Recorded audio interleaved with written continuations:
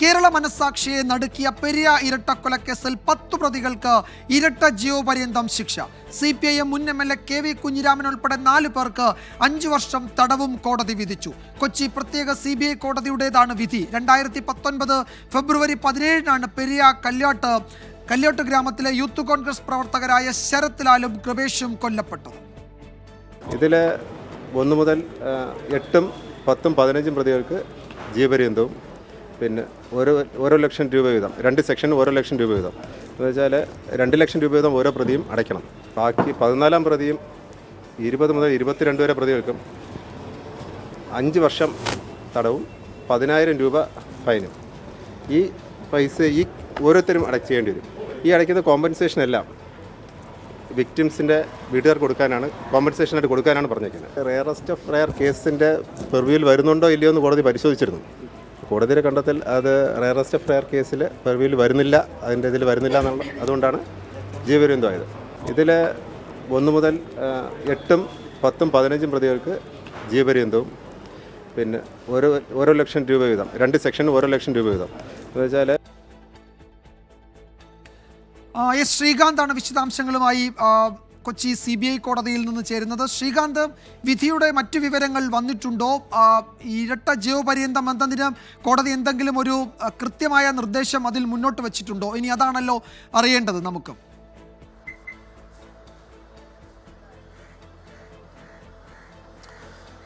വിജയകുമാർ, വിധിപ്പകർപ്പ് കിട്ടാൻ അല്പസമയം കൂടി എടുക്കും. സ്വാഭാവികമായ നടപടികൾ പൂർത്തിയാക്കിയതിന് ശേഷം മാത്രമേ ഈ വിധിപ്പകർപ്പ് നമുക്ക് കൈവശം കിട്ടാനുള്ള സാധ്യതയുള്ളൂ. നിലവിലിപ്പോൾ പ്രതികളെ മറ്റ് കോടതിയിൽ ഇനി നടക്കാനുള്ള നടപടിക്രമങ്ങൾ പൂർത്തിയാക്കി കോടതി ഈ പ്രതികളെ വിടുന്നത് കണ്ണൂർ സെൻട്രൽ ജയിലിലേക്കാണ്.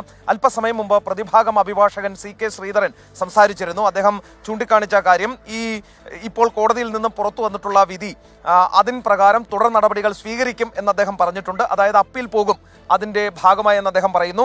5 വർഷം വരെ തടവ് ശിക്ഷ കിട്ടിയതിനാൽ ഈ KV കുഞ്ഞിരാമൻ MLA അടക്കമുള്ളവർക്ക് ഇനി അപ്പീൽ പോകണമെങ്കിൽ സ്വാഭാവികമായും ശിക്ഷ സസ്പെൻഡ് ചെയ്യില്ല ഈ കീഴ്ക്കോടതിയിൽ. അത് മേൽക്കോടതിയിൽ നിന്നും ശിക്ഷ സസ്പെൻഡ് ചെയ്ത ശേഷം പിന്നീട് അപ്പീൽ പരിഗണിക്കണം എന്നുള്ള രീതിയിലേക്കായിരിക്കും കാര്യങ്ങൾ പോവുക എന്ന് അദ്ദേഹം പറഞ്ഞിട്ടുണ്ട്.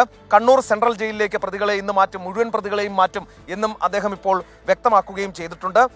വിധിയുടെ മറ്റ് വിശദാംശങ്ങൾ, ഈ ഇരട്ട ജീവപര്യന്തത്തിന്മേൽ എന്തെങ്കിലുമൊക്കെ കോടതി അഡീഷണലായി ആഡ് ചെയ്തിട്ടുണ്ടോ എന്നറിയാൻ വിധിപ്പകർപ്പ് വരും വരെ കാത്തിരിക്കണം. അതായത് ഈ പരോൾ അടക്കമുള്ള കാര്യത്തിൽ, ജാമ്യം കൊടുക്കുന്ന കാര്യത്തിലോ അല്ലെങ്കിൽ പരോൾ അടക്കമുള്ള കാര്യത്തിലോ എന്തെങ്കിലും കടുത്ത വകുപ്പുകൾ ഉൾപ്പെടുത്തിയിട്ടുണ്ടോ, കടുത്ത നിർദ്ദേശങ്ങളുണ്ടോ എന്നത് അറിയണമെങ്കിൽ അല്പസമയം കൂടി കാത്തിരിക്കണം.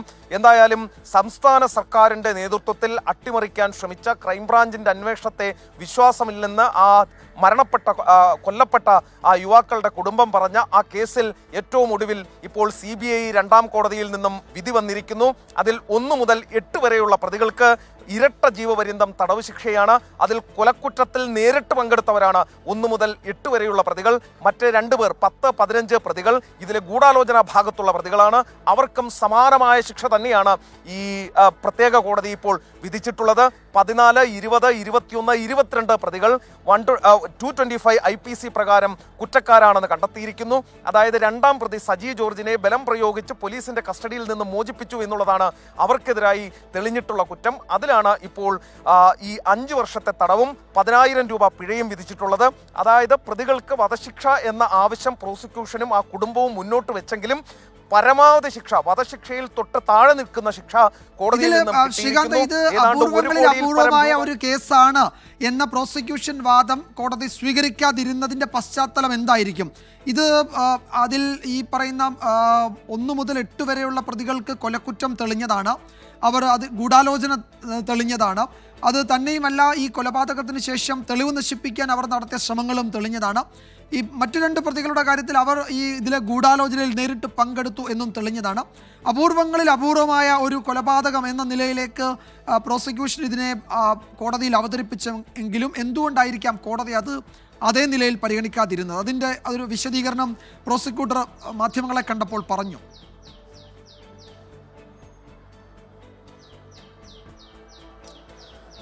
അത് സംബന്ധിച്ച് കൃത്യമായ പ്രതികരണം വന്നിട്ടില്ല. നേരത്തെ ഹൈബിയുടെ അടക്കം സംസാരിക്കുമ്പോൾ അക്കാര്യം ചൂണ്ടിക്കാണിച്ചതാണ്. അപൂർവങ്ങളിൽ അപൂർവമായ കേസെന്ന രീതിയിൽ അവതരിപ്പിച്ചെങ്കിലും അങ്ങനെ പരിഗണിക്കാൻ കോടതി തയ്യാറായില്ല എന്നുള്ളതാണ് നേരത്തെ ആ കുടുംബമടക്കം പറഞ്ഞത്. അതിൽ അവർക്ക് അതൃപ്തിയുണ്ട് എന്ന് അവർ വ്യക്തമാക്കുകയും ചെയ്യുന്നുണ്ട്. എന്താണ് കോടതി ആ രീതിയിൽ ഈ കേസിനെ പരിഗണിക്കാതിരുന്നത് എന്നറിയണമെങ്കിൽ ആ വിധിപ്പകർപ്പ് കൂടി വരണം വിജയകുമാർ. അതുകൂടി പരിശോധിച്ചാൽ മാത്രമേ മനസ്സിലാകൂ. പക്ഷേ ശക്തമായ വാദം ഈ പ്രതിഭാഗത്തിന്റെ ഭാഗത്തുനിന്നും ഉണ്ടായിരുന്നു രാവിലെ. അതായത് ഈ മുൻ സുപ്രീം കോടതി ഹൈക്കോടതി വിധികൾ ചൂണ്ടിക്കാണിച്ചുകൊണ്ടാണ് അവർ പറഞ്ഞത് അപൂർവങ്ങളിൽ അപൂർവമായ കേസല്ല ഇത്, അത്തരത്തിൽ പരിഗണിക്കാവുന്ന കേസല്ല എന്ന് മറ്റനേകം കേസുകൾ ചൂണ്ടിക്കാണിച്ചുകൊണ്ട് അവർ കോടതി മുമ്പാകെ പറയുകയും ചെയ്തു. ഈ ഡൽഹി കൂട്ടബലാത്സംഗ കേസടക്കം അവർ ഇതിന് ഉദ്ധരിച്ച് പറയുകയും ചെയ്തിരുന്നു. ആ ഒരു പശ്ചാത്തലം കൂടി ഇതിൽ ഉണ്ട്. അങ്ങനെ പല കേസുകൾ കണക്കിലെടുത്ത് അപൂർവങ്ങളിൽ അപൂർവമായ കേസ് എന്ന് പരിഗണിക്കണമെങ്കിൽ അതിൽ വരേണ്ട കാര്യങ്ങളൊക്കെ തന്നെ കോടതിയെ ബോധ്യപ്പെടുത്തിക്കൊണ്ട് പ്രതിഭാഗം ഈ അവസാനവട്ടവും വലിയ ശ്രമം നടത്തിയിരുന്നു കുറവ് ശിക്ഷ കിട്ടുന്നതിന് വേണ്ടി. എന്തുകൊണ്ടാണ് കോടതി ആ രീതിയിൽ പരിഗണിക്കാതിരുന്നത് എന്ന് വിധിപ്പകർപ്പ് കൂടി പുറത്തു വരുമ്പോൾ മാത്രമേ മനസ്സിലാകൂ. പക്ഷേ വധശിക്ഷയോളം തന്നെ പോന്ന അല്ലെങ്കിൽ വധശിക്ഷയ്ക്ക് തൊട്ട് താഴെ നിൽക്കുന്ന ഇരട്ട ജീവപര്യന്തം തടവ് ശിക്ഷയാണ് നിലവിലിപ്പോൾ ഈ പ്രതികൾക്ക് വിധിച്ചിട്ടുള്ളത്. അതിൽ നേരിട്ട് കൃത്യത്തിൽ പങ്കെടുത്ത 1 മുതൽ 8 വരെ പ്രതികൾക്കും അതോടൊപ്പം തന്നെ ഈ കൃത്യത്തിന്റെ ഗൂഢാലോചനയിൽ പങ്കാളികളായ 10-15 പ്രതികൾക്കും ഈ കോടതി വിധിച്ചിട്ടുള്ളത് 2 ലക്ഷം രൂപ പിഴയും അതോടൊപ്പം ഇരട്ട ജീവപര്യന്തവുമാണ്. 14, 20, 21, 22 പ്രതികൾക്ക് വിധിച്ചിട്ടുള്ളത് 5 വർഷം തടവും അതോടൊപ്പം 10,000 രൂപ പിഴയുമാണ്. CPIM-നെ സംബന്ധിച്ച് CPIM പ്രതിരോധത്തിലാവുന്നത് ഒരു കാരണം കൊണ്ടാണ്. കാരണം അവരുടെ ജില്ലാ സെക്രട്ടേറിയറ്റ് അംഗം, കാസർഗോഡ് ജില്ലാ സെക്രട്ടേറിയറ്റ് അംഗവും മുൻ ഉദുമ MLA-യുമായ KV കുഞ്ഞിരാമൻ ഈ നിഷ്ഠൂരമായ കൊലയ്ക്ക് നേരിട്ട് പങ്കെടുത്ത 2ാം പ്രതി സജി ജോർജിനെ ആ പോലീസിന്റെ പക്കൽ നിന്നും ബലം പ്രയോഗിച്ച് മോചിപ്പിക്കാൻ ശ്രമിച്ചു എന്ന് കോടതിയിൽ തെളിഞ്ഞിരിക്കുന്നു. അതായത് ഒരു കൊലക്കേസ് പ്രതിയെ മോചിപ്പിക്കാൻ MLA, ഒരു മുൻ MLA, CPIM-ന്റെ ഉന്നത നേതാവ്, മുതിർന്ന നേതാവ് ശ്രമിച്ചു എന്നുള്ളതാണ് കോടതിയിൽ തെളിഞ്ഞത്. അതിന്റെ അടിസ്ഥാനത്തിൽ 5 വർഷത്തെ ശിക്ഷ അദ്ദേഹത്തിന് കിട്ടിയിരിക്കുന്നു. കീഴ്ക്കോടതിയിൽ നിന്നും 3 വർഷത്തെ ശിക്ഷയൊക്കെയാണ് കിട്ടിയിരുന്നതെങ്കിൽ കീഴ്ക്കോടതിയിൽ നിന്നും അദ്ദേഹത്തിന് ജാമ്യം എടുക്കാമായിരുന്നു. അത് ശിക്ഷ സസ്പെൻഡ് ചെയ്ത് അദ്ദേഹത്തിന് ജാമ്യം കിട്ടിയേനെ.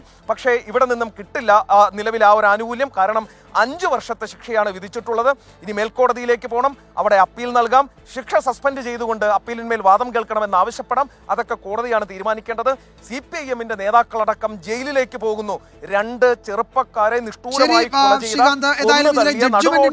ഇതിലെ വിധിന്യായത്തിന്റെ പൂർണ്ണരൂപം പുറത്തു വരണം. ഇരട്ട ജീവപര്യന്തം എന്ന കോടതി വിധി, അതിൽ എന്തെങ്കിലും മറ്റ് ക്ലോസുകൾ ആ വിധിയിൽ കോടതി രേഖപ്പെടുത്തിയിട്ടുണ്ടോ? ചില കേസുകളിൽ പരോൾ അനുവദിക്കാതെ ഇത്ര വർഷം, നിശ്ചിത വർഷം കൂടി കോടതി വെക്കാറുണ്ട്. അത്രയും ഏതെങ്കിലും ദീർഘമായ കാലയളവ് അതിൽ സൂചിപ്പിച്ചിട്ടുണ്ടോ എന്നത് അറിയേണ്ടതുണ്ട്. ഇതിൽ ജാമ്യത്തിലുണ്ടായിരുന്ന ചില പ്രതികൾ, അവരുടെ ജാമ്യം ഇതോടെ റദ്ദാക്കപ്പെടുന്നു. അവരിപ്പോൾ ജയിലിലേക്ക് അവരെ മാറ്റുകയാണ്. മേൽക്കോടതിയെ സമീപിക്കേണ്ടവർക്കൊക്കെ പിന്നീട് അതിന് ഉള്ള അവസരം ഉണ്ടാകും. പക്ഷേ എന്തായാലും ഇപ്പോൾ ഇതിൽ ജാമ്യത്തിലുണ്ടായിരുന്ന ചില പ്രതികൾ, പ്രത്യേകിച്ച് ഇതിൽ ഈ കുറ്റവാളികളെ, നേരത്തെ ശ്രീകാന്ത് സൂചിപ്പിച്ചതുപോലെ പ്രതികളെ പോലീസ് കസ്റ്റഡിയിൽ നിന്ന് മോചിപ്പിച്ചുകൊണ്ടുവന്ന പ്രതികളിൽ ചിലരൊക്കെ ജാമ്യത്തിലുണ്ടായിരുന്നു. അവരുടെ ജാമ്യം റദ്ദാക്കപ്പെടുന്നു. അവർ ജയിലിലേക്ക് പോകുന്നു. കൂടുതൽ വിവരങ്ങൾ, വിധിയുടെ കൂടുതൽ വിവരങ്ങൾ, വിധിന്യായത്തിൽ എന്തൊക്കെയാണ് കോടതി വ്യക്തമാക്കുന്നത്, ഇത് അപൂർവങ്ങളിൽ അപൂർവമായ കേസാണെന്ന പ്രോസിക്യൂഷൻ വാദം എങ്ങനെ അവിടെ നിരാകരിക്കപ്പെട്ടു എന്നതൊക്കെ അല്പസമയത്തിനകം അറിയാൻ കഴിയും.